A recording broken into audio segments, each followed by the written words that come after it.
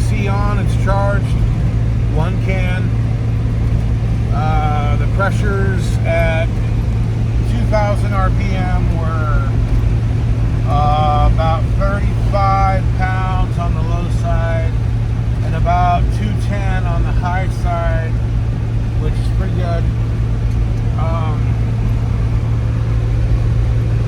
So it's blowing cold, and it's blowing harder than the old system used to, or at least it seems like it. Not a whole hell of a lot, but at least it's like you can feel it now.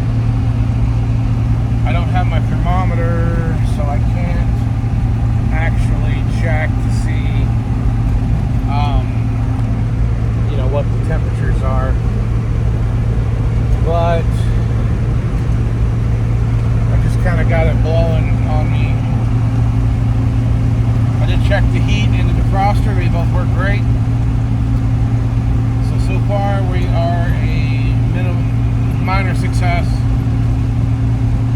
It's about what I expected, to be honest with you, but not necessarily as good as I would have liked it. But I'm gonna get back to driving now. Okay, I'm on my lunch break here. It's Saturday. I gotta go back in, but I've got something of a disaster here going on. So yesterday I drove to work and I had the air conditioning running. Now, as you can see, everything's kind of a disaster, but it's hooked up. I just don't have the ducts, and obviously I don't have the dashboard in. But it was blowing cold air out of there, and it was cold, but not real cold, and the velocity wasn't what I hoped. Still better than what it was. However, I drove it home that night, and it was colder. Of course, it was colder out in ambient temperatures, but yeah, it's like 102 right now. It was working pretty good, and the velocity was, again, better than what it was. I could live with it. And so then yesterday morning, or this morning, actually. This morning, this was last night. So this morning, I come out, fire it up, turn on the air conditioning, nothing. And that's not the compressor, that's no fan whatsoever. And so I just kind of, really quick, just poked around, nothing. So I came to work, and then I'm thinking, well, there's only 2 things it can be: bad ground, or, 3 things. The resistor, that, however they wire it on, could be bad, which typically when the resistor goes bad, you still have the high speed. Or the motor's burned out. And so I checked the ground, it was good, and I couldn't really check the resistor without dropping the whole unit back out. And so I reached my finger up in there with power on, and I pushed the fan blade, and it started working. So it's the motor. So all this work, and the motor's already dead. I mean, it ran 45 minutes tops. Maybe if you added up every little time I tested it, an hour tops, and it's already bad.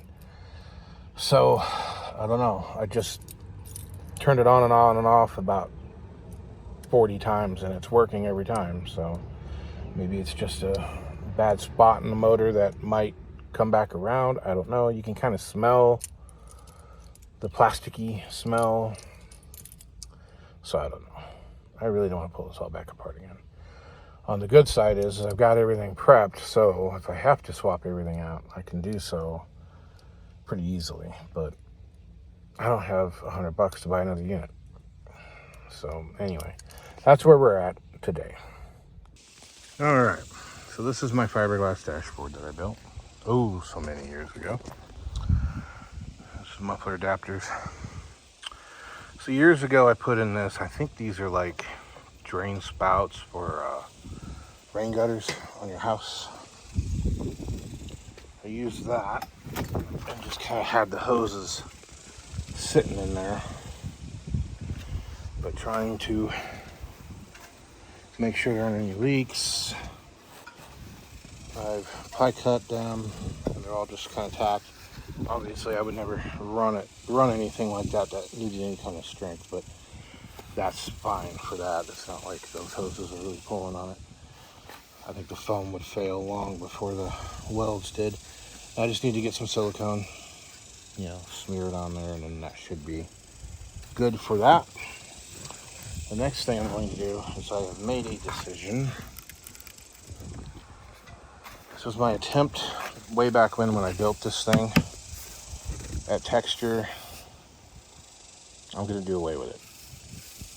It just looks like crap, and then the thing is warped a bit over the years. I don't know if it'll show up very well on camera, but it's kind of got a little bit of a glow through here, where this, to me, looks more realistic. And little things like the gel coat's kind of chipped off on the edges. I need to clean it all up. And there's some crazing. I mean, I did this thing back in 2001, I guess. So it's 24 years old. Some of these edges need to be crispened up. I don't know if that's the right word for it. Need to be made with a sharper edge in here. And then this edge here needs to be pretty well hard and square. And a repair from, got damage taking it out of the mold. So I need to smooth this out. I've got some clay from part of the molding process. And then these are Yugo vents. It's very loose. I need to position them and then put like a drop of super glue in it.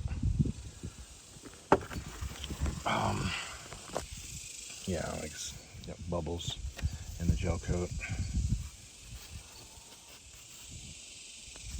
It's all part of the manufacturing. That was in the mold, and again we had to repair this, so you can see that it doesn't look real great. I think there is a little crack right there.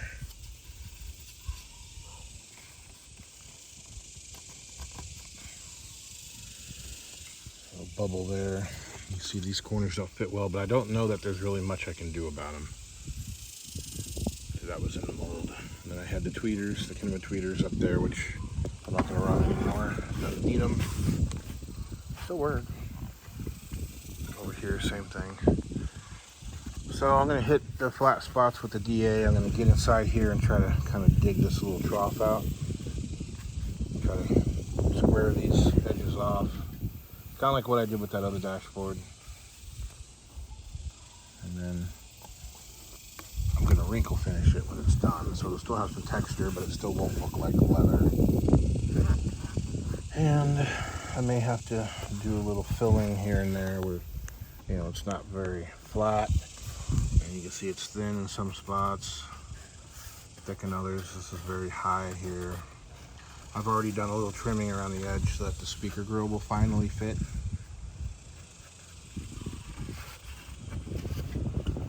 We need to do a little work around these holes here. They're hogged out so that the nut, this is where the AC controls go, but that the nut can sit in that hole because it's too thick for the nut to actually hold the switch in place. This is repairs from when they were pushing it out of the mold. Some friends of mine did a bunch of fiberglass, so I did all the work, and then they sprayed it for me when they were doing a job.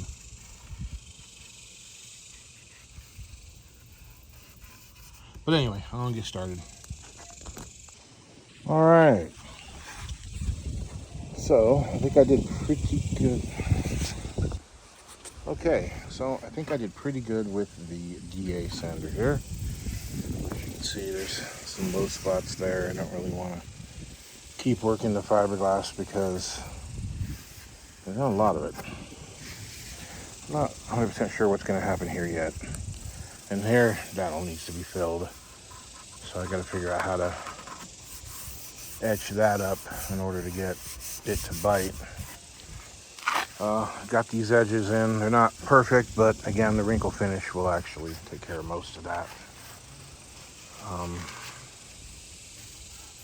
Need to get in there with the hand. Need to get in here with the Dremel and kind of square that up. Definitely over here, because there's kind of a run almost in a gel coat. Got a nice hard edge here.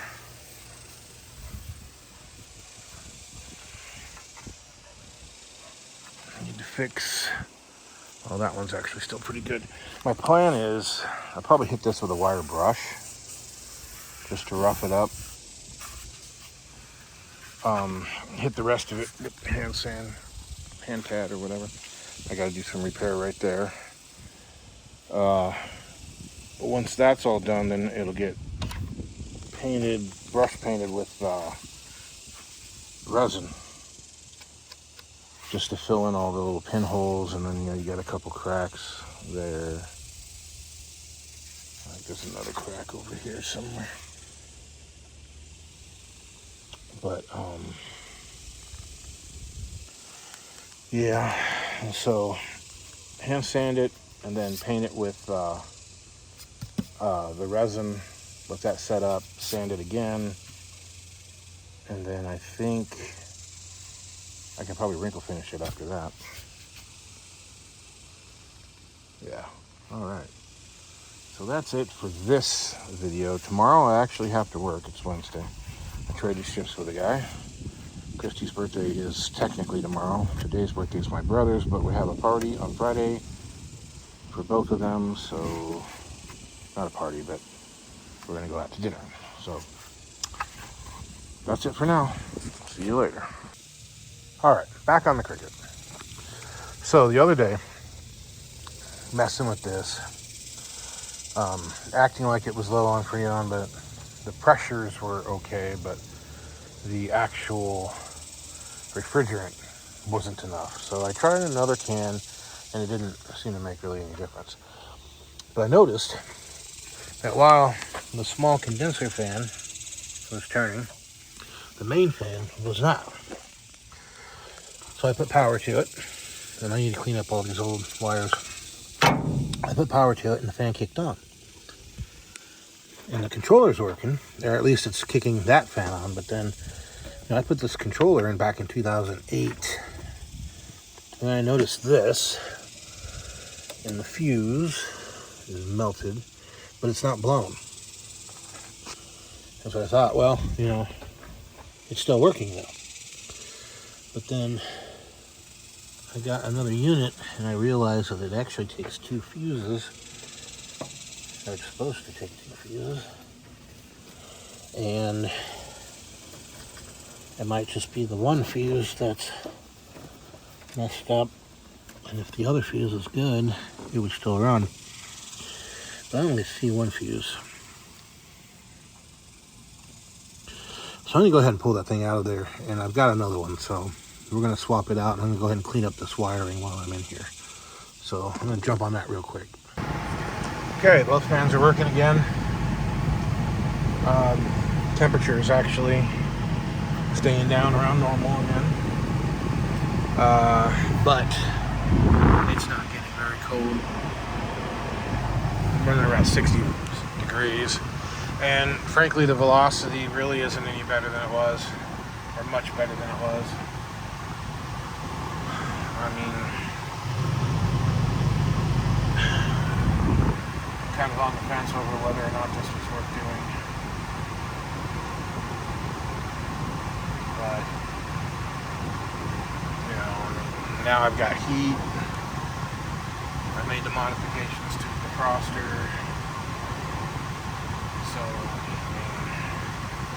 other things, speedometer cable I had to fix, gauge cluster I had to fix, some of the ducting I had to fix.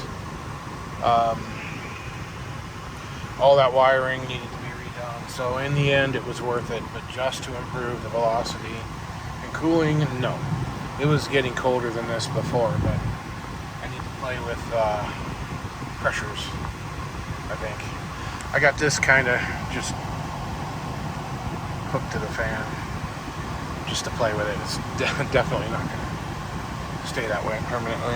And this thing needs to be cleaned out desperately. So that's all I'm going to deal with tonight. I got to be somewhere here pretty quick, so that'll do it. Well, we got it down to 40 degrees on the highway. Of course, it's not super hot outside, but it's doing pretty decent. Still blowing slightly better than the old unit was, but not by very much. Alright, got the dash all washed down. We're going to go ahead and seal it. As soon as this dries off, I got to tape off the vents. But we're going to seal it in fiberglass resin. Clean it up a little bit if we need to, and then probably put another coat on it until we get some of this stuff filled in. So it's not 100% correct, but it's a hell of a lot better than it was. But yeah, we'll get this stuff all filled in, get those little holes filled in, and then knock it back with the DA. Not tonight, but that's the plan. And then I'll do some filling up top here. I may do some filling over in here because I think it's a little low. Or I might just leave it because I don't ever remember even noticing it in there. Yeah. So we'll let this dry and get those taped off.